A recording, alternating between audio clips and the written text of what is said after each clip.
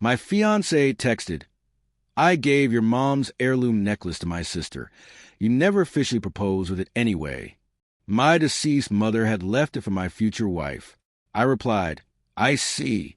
Then I involved the police, my attorney, and her parents. I, 31M, am a fairly pragmatic, routine-oriented guy who works as a forensic accountant. My entire job revolved around tracing assets, identifying financial anomalies, and building airtight cases based on absolute, indisputable facts.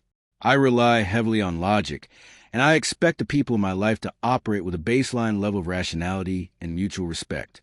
Up until a few months ago, I fully believed my relationship was built on those exact principles. For 3 years, I had been with my fiancée, 29F, and we had been officially engaged for 8 months. When we first met, she seemed driven, vibrant, and incredibly family-oriented. She worked in public relations, which meant she had a natural talent for managing images and navigating social dynamics. Her family was extremely tight-knit. Her parents subsidized a lot of their lifestyle, and she was practically tethered to her younger sister, 26F. I always admired close families, mostly because I lost my father when I was a teenager, and my mother passed away from a sudden illness 5 years ago. It was just me. When my mother passed, she left behind a meticulously organized estate. Among her assets was a specific, highly valuable piece of jewelry. It was a 1920s Art Deco platinum necklace featuring a flawless 4-carat Ceylon sapphire, surrounded by a halo of old mine-cut diamonds. My grandfather had purchased it in Paris. We had it professionally appraised during the probate process, and its insured value was set at $45,000. But the monetary value was entirely secondary to the sentimental weight it carried. My mother left a handwritten letter with the appraisal, explicitly stating that this necklace was to remain in a secure safe until the day I married, and it was to be worn by my bride on our wedding day.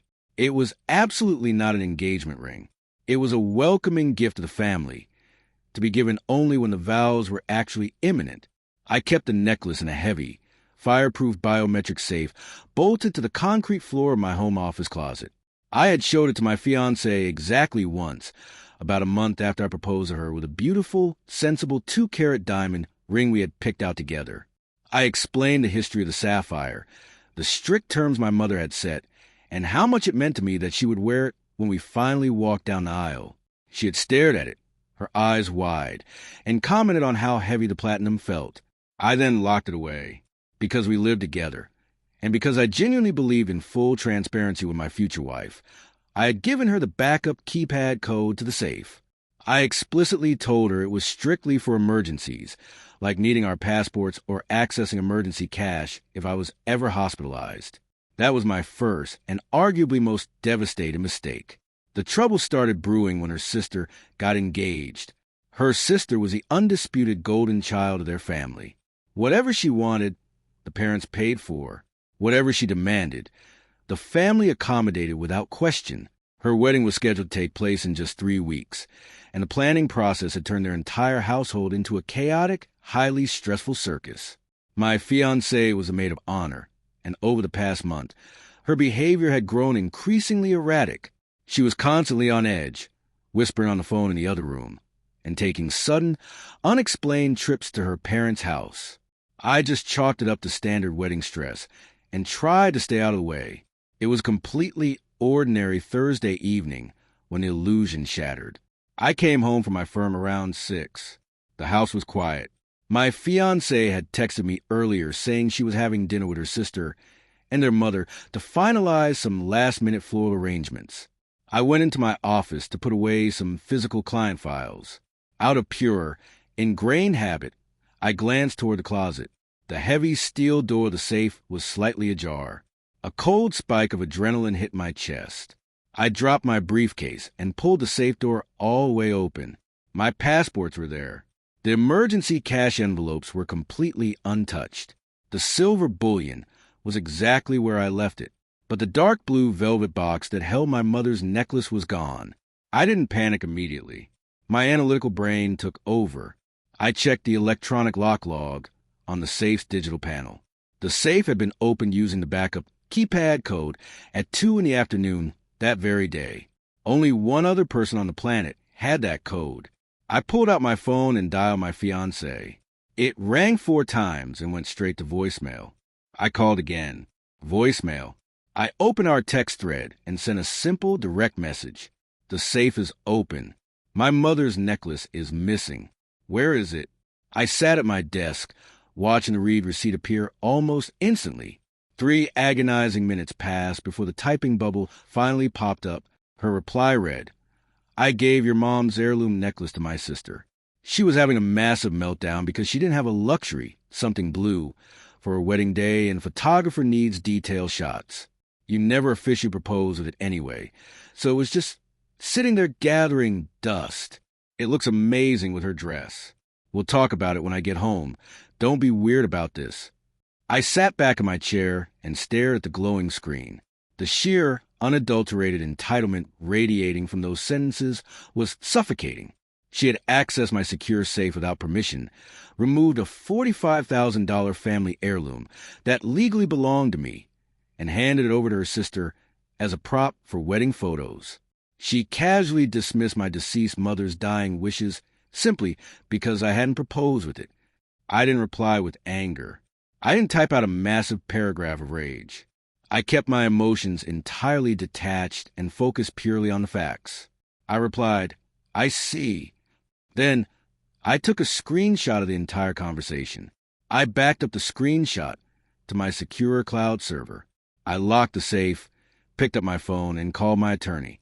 My attorney is a sharp, incredibly aggressive litigator who usually handles corporate contract disputes for my firm, but he owes me a few favors. He picked up on the second ring. I laid out the timeline, the appraised value of the necklace, the conditions of my mother's will, and read my fiancé's text message aloud verbatim. She admitted to taking it in writing, he said, his tone instantly shifting from friendly to a professional, predatory gear. That is the critical piece of evidence. Do not engage in an emotional argument with her. Do not threaten her. What she has committed is not a simple misunderstanding. It is grand larceny. In our state, any theft over $10,000 is a high-level felony. You need to demand it back in writing, clearly and unequivocally. When she refuses or she deflects, you bypass civil court entirely. You go straight to the police precinct in the morning and file a criminal report.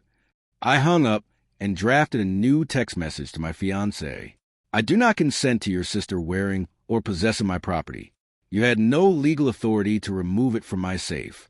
You have until 8 o'clock tonight to return the necklace to my physical possession. If it is not returned by then, I will report it stolen to the police. The response was instantaneous, and it wasn't a text from my fiancée. My phone rang. The caller ID showed my future mother-in-law. I answered the call, put on speaker, and immediately turned on my secondary voice recorder on my tablet. In my state, single-party consent applies to recording conversations, meaning I didn't have to tell her I was recording. What is your absolute problem? My mother-in-law barked through the speaker, her voice shrill and dripping with condescension. My daughter is in tears right now. You are ruining a beautiful family dinner over a piece of old jewelry. She didn't steal anything, you dramatic child.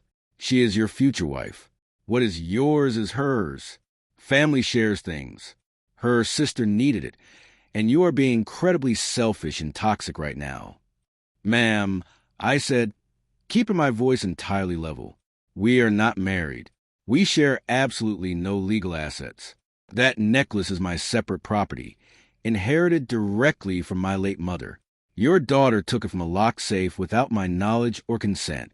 That is the exact legal definition of theft. Oh, stop throwing legal words around, she scoffed loudly. It's a gift.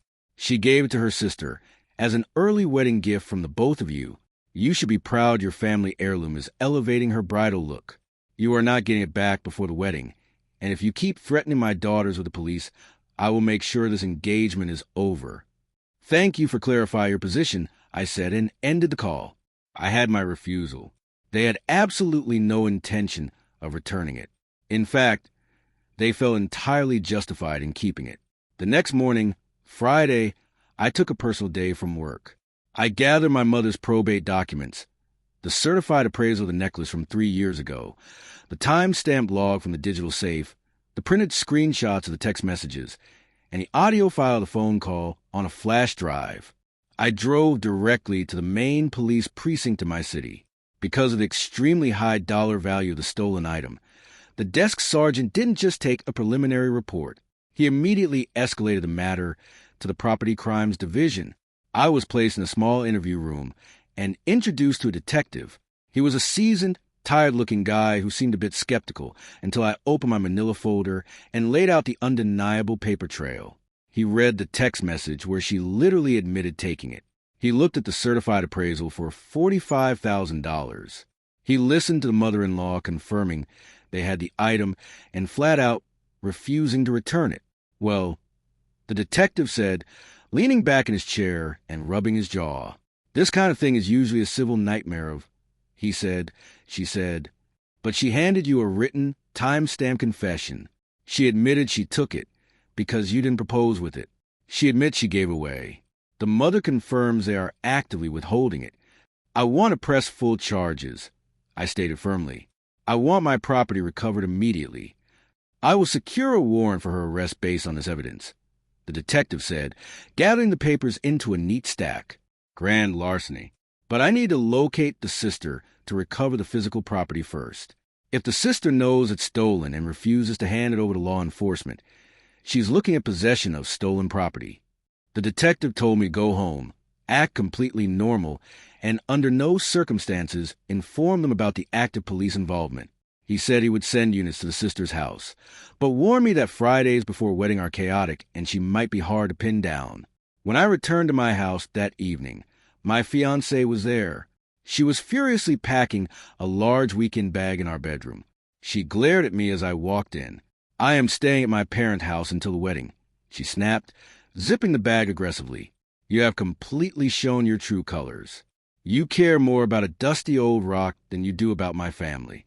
My sister is hyperventilating because of your threats. We decided that after the wedding we were going to counseling because your controlling, abusive behavior is a massive red flag. Where's the necklace?" I asked calmly. "Safe," she smirked, hoisting her bag over her shoulder. "And it's staying safe. Don't try to contact me." She stormed out of the house. I let her leave. I knew exactly where this was heading, and I felt absolutely zero guilt. She had crossed a line that could never be uncrossed. The weekend passed in silence. I assumed the police were building their case and trying to track down the sister. Monday morning arrived. I was sitting at my desk at the firm, reviewing a corporate ledger, when my cell phone rang. It was a detective. His voice sounded significantly more urgent than it had on Friday. "We have a major complication," the detective said. "I tracked down the sister at her workplace this morning to recover the necklace. She didn't have it on her. She claimed it was entirely hers now, legally gifted to her by your fiancé. But here is the massive problem. She didn't just want to wear it. She didn't like the vintage setting. She took it to a high-end custom jeweler in the Diamond District on Saturday morning. She ordered them to melt down the antique platinum and reset the sapphire and diamonds into a custom bridal tiara. My blood ran completely cold. I stood up from my desk. "Is it destroyed?" "I dispatched units to the jeweler an hour ago with an emergency seizure order," he replied quickly. "We got incredibly lucky. They had removed the stones from the setting, but they hadn't melted the platinum yet. The jeweler had no idea it was stolen property. We have the stones and the metal secured in an evidence locker right now. But there's a massive twist here." "What twist?" I asked, gripping the edge of my desk. "I brought the sister into the precinct for questioning regarding possession of stolen property," the detective explained. "When I told her the necklace was valued at $45,000 and that she was facing felony charges, she panicked. She completely rolled on your fiancé. Your fiancé didn't just give her that necklace for something blue." The detective paused, letting the heavy weight of the moment settle. "Your fiancé has a massive secret gambling debt," the detective continued. "Online casinos. The sister bailed her out 2 years ago with a $35,000 personal loan to keep her from defaulting and ruining her credit. The sister has been demanding repayment for months because she needed the cash to pay off her luxury wedding vendors. Your fiancé couldn't pay. So Your fiancé stole your mother's necklace, had it secretly appraised last week to ensure it would cover the debt, and handed it to her sister as payment in full. She told the sister you were fully aware and had authorized a transfer to keep the peace. The sister accepted the necklace to wipe the 35 grand debt clean. I sat back down in absolute silence. The betrayal wasn't just some entitled siblings sharing or wedding stress. It was a highly calculated, premeditated financial crime. She had used my dead mother's most prized possession to liquidate a secret debt she had hidden from me for our entire relationship. I need you down at the precinct, the detective said. I am bringing your fiancé in right now. I want all of them in one room when I lay this out, because they are currently trying to claim this is a domestic dispute, and the parents are threatening to call the media to ruin the department. I left work immediately. When I arrived at the precinct, the atmosphere was incredibly tense. The detective led me into a large, stark conference room. Sitting at the metal table were my fiancée, her sister, and their parents. They looked infuriated, highly self-righteous, and completely oblivious to the legal avalanche hanging directly over their heads. As soon as I walked in, my fiancé stood up, pointing a manicured finger directly at my face. You absolute psycho. You called the cops on my sister? Over a gift? You are sick. My parents are calling our lawyer right now, and we're going to sue you for emotional distress and filing false police reports. Her father stood up next, slamming his hand on the table. You have crossed a line, son. You do not treat family this way. You withdraw these ridiculous accusations right now, or I swear to you, I will ruin your career. The detective walked in behind me, carrying a thick manila file. He dropped it onto the metal table with a loud, echoing thud. The room fell instantly silent. Nobody is suing anybody, and nobody is withdrawing anything, the detective said, his voice hard, flat, and commanding. Sit down. All of you. They reluctantly took their seats, though the father kept glaring at me. The detective opened the file and pulled out a high-resolution photograph of the dismantled necklace. The loose sapphire and diamonds were sitting next to the empty platinum setting on a velvet tray. My fiancée gasped, her hands flying to her mouth. What did you do to it? She hissed at her sister. I was making a tiara, the sister snapped back, her voice shrill with panic. It belonged to me.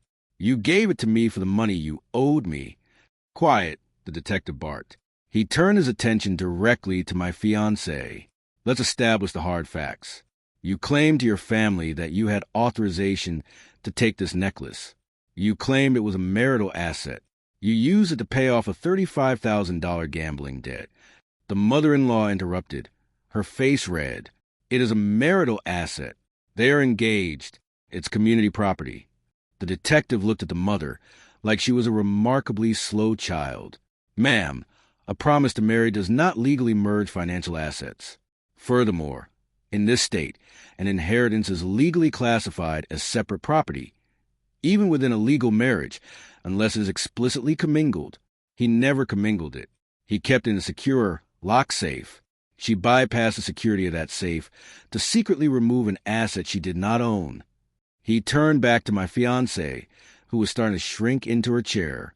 You are not a joint owner. You were a bailee at best, trusted with an emergency code.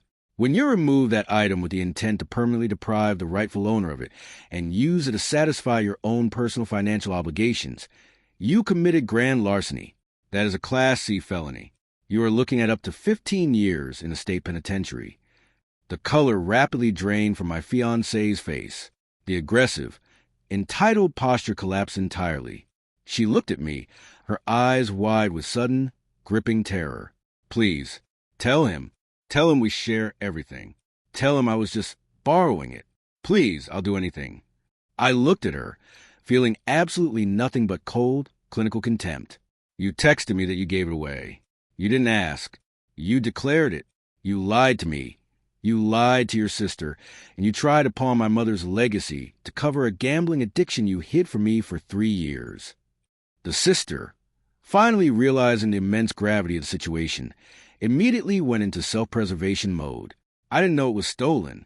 Detective, I swear. She told me he approved it. I am a victim here, too. I accepted it in good faith to cover the loan. There's a legal concept called nemo dat quot non habet. The detective explained calmly, leaning on the table. It means no one can get what they do not have. You cannot acquire good, legal title to stolen property, regardless of your good faith.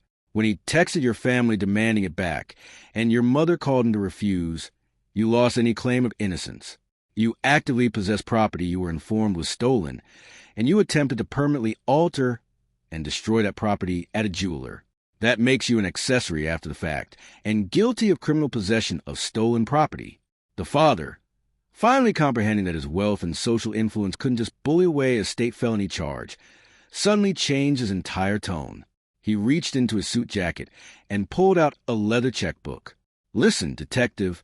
Listen, son," he said, his voice actually shaking slightly as he uncapped his pen. "This is a massive misunderstanding. The girls just got confused about boundaries. I will write you a check right now, today, for the full $45,000. Just hand over the pieces of the necklace, drop the charges, and we will handle this internally as a family." "It's not his decision anymore," the detective stated, shutting down the bribery attempt instantly. "This isn't small claims court. This is a felony criminal investigation. The state is pressing the charges. He is simply the victim and the primary witness."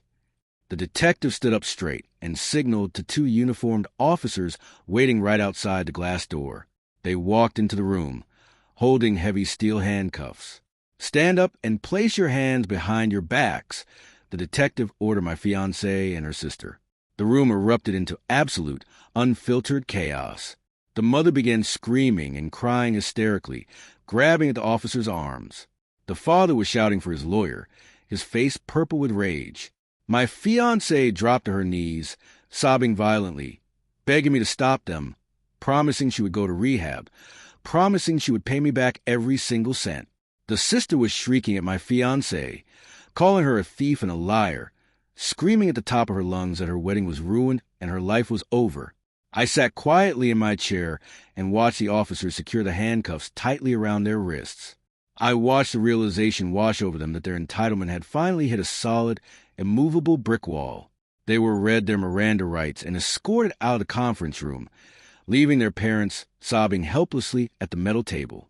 I stood up, thanked the detective for his incredibly thorough work, and walked out of the precinct into the fresh air.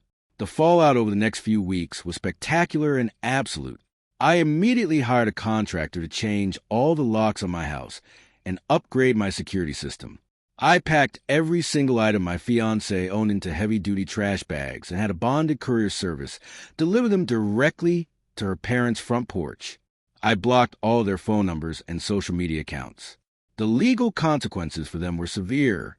Because the value of the necklace was so high, the district attorney did not offer a lenient plea deal to my ex. She was formally charged with grand larceny. During the discovery phase, her financial records were fully subpoenaed, revealing the staggering extent of her gambling addiction. She had completely drained her savings and maxed out multiple high-limit credit cards before ever borrowing from her sister. She is currently out on bail, awaiting trial, and facing mandatory jail time. The sister situation was equally disastrous. While the DA ultimately decided to offer her a plea deal for a lesser charge of misdemeanor possession, provided she testified against her sister, the social damage was completely irreversible. The custom jeweler had to be interviewed by the police. Word got out in her affluent social circle, and her own fiancé was heavily questioned by detectives. When her fiancé discovered that she had knowingly accepted a $45,000 stolen family heirloom to cover up her sister's gambling debts, and as she was facing criminal charges, he immediately canceled the wedding. He stated publicly that he refused to marry into a family that operated like a petty criminal syndicate. The sister lost her massive venue deposit, her fiancé, and her reputation. She constantly posts on social media now about how she was manipulated and victimized by her own sister, completely ignoring her own active role in trying to melt down a stolen antique. As for me, the police released the stones and the metal back to my possession after the initial evidentiary hearings. I took them to a master jeweler who specifically specialized in antique restorations. He was able to use the original platinum to painstakingly recreate the 1920s mill grain setting, resetting the sapphire and the diamonds exactly as they had been when my grandfather bought them in Paris decades ago. It cost me a significant amount of money out of pocket, but holding the perfectly restored necklace in my hands brought a profound sense of closure. I placed the necklace back into a brand new, significantly upgraded safe. Looking back, the entire ordeal was exhausting, but it was an incredibly necessary purge of my life. Entitlement is a disease that rots the absolute foundation of any relationship.